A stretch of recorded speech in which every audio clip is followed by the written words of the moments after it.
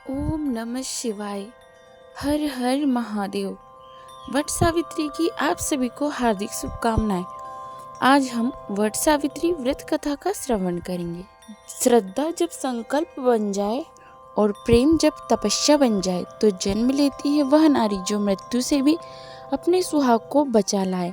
आज का दिन केवल एक व्रत नहीं, यह उस अद्भुत नारी शक्ति का उत्सव है जिसने अपने पति व्रत के बल से काल को भी पराजित कर दिया।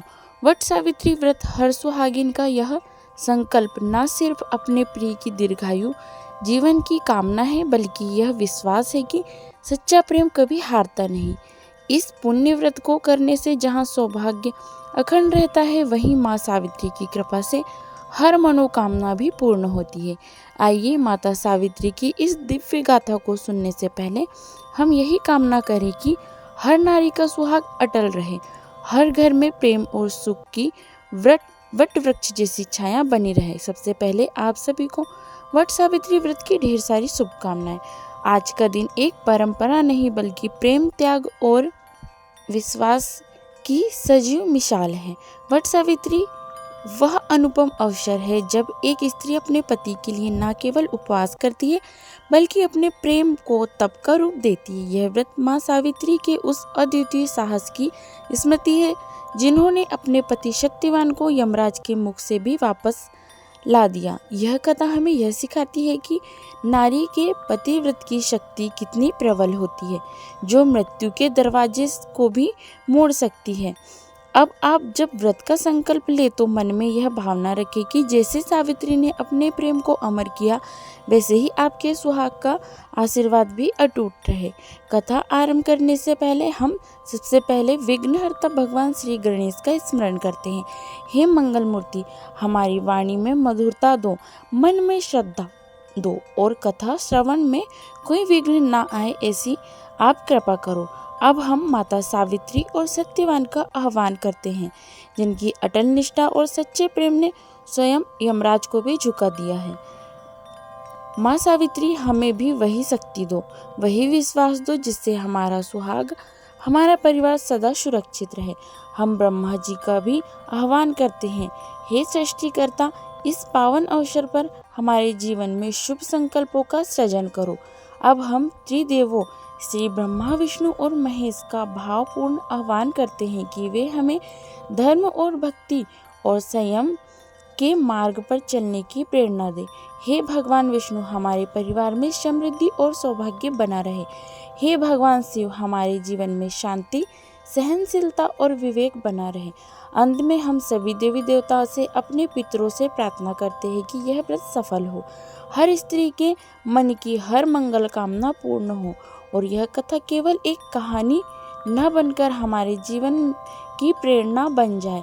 हे देवो, कृपया इस कथा में उपस्थित होइए और अपने आशीर्वाद से इसे पूर्ण कीजिए। एक बार देवी पार्वती जी ने महादेव जी से कहा, हे देवताओं के भी देवता, जगत के पति शंकर भगवान, प्रभात क्षेत्र में स्थित ब्रह्मा जी की प्रिया जो सावित्री देवी है, आप कृपया उनका चरित्र मुझसे कहिए, जो उनके व्रत का महात्म्य हो और उनके संबंध का इतिहास हो और जो स्त्रियों के पति व्रत को देने वाला, सौभाग्यदायक और महान उदय करने वाला हो।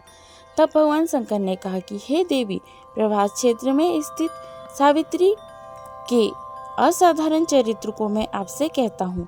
हे महेश्वरी, सावित्री स्थल नामक स्थान में राजकन्या सावित्री ने जिस प्रकार से उत्तम वट सावित्री व्रत का पालन किया, उसका यथावत वर्णन करता हूँ। कथा के अनुसार एक समय की बात है, मध्य प्रदेश में अशुपति नाम के एक धर्मात्मा राजा का राज्य था। उनकी कोई भी संतान नहीं थी। तब राजा ने संतान प्राप्ति हेतु यज्ञ करवाया। कुछ समय बाद उन्हें एक कन्या की प्राप्ति हुई, जिसका नाम उन्होंने सावित्री रखा।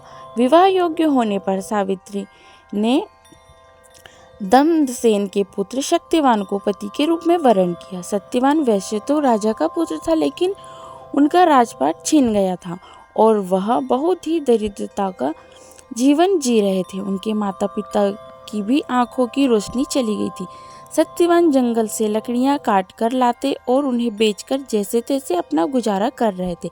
जब सावित्री और सत्यवान के विवाह की बात चली तब देवर्षि नारद ने सावित्री के पिता राजा अश्वपति को बताया कि सत्यवान अल्पायु है और विवाह के 1 वर्ष बाद ही उनकी मृत्यु हो जाएगी। हालांकि राजा अश्वपति सत्यवान की करीबी को देखकर बहुत ही चिंतित थे और सावित्री को समझाने की कोशिश में लगे हुए थे।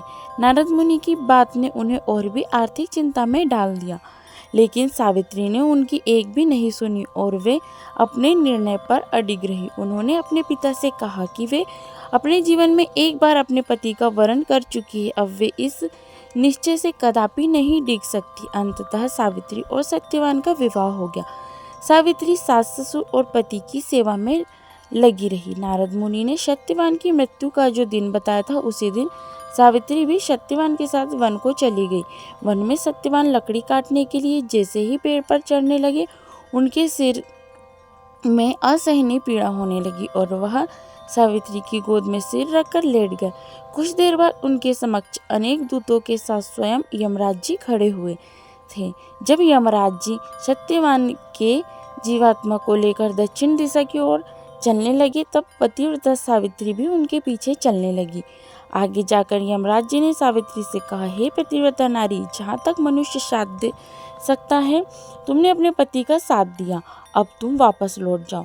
जब देवी सावित्री ने कहा कि जहाँ तक मेरे पति जाएंगे वहाँ तक मुझे जाना चाहिए, यही सनातन सत्य है। यमराज जी सावित्री की वाणी सुनकर प्रसन्न हुए और उनसे वर मांगने को कहा। सावित्री ने कहा कि मेरे सास ससुर अंधे हैं, आप उन्हें नेत्र ज्योति दे दीजिए।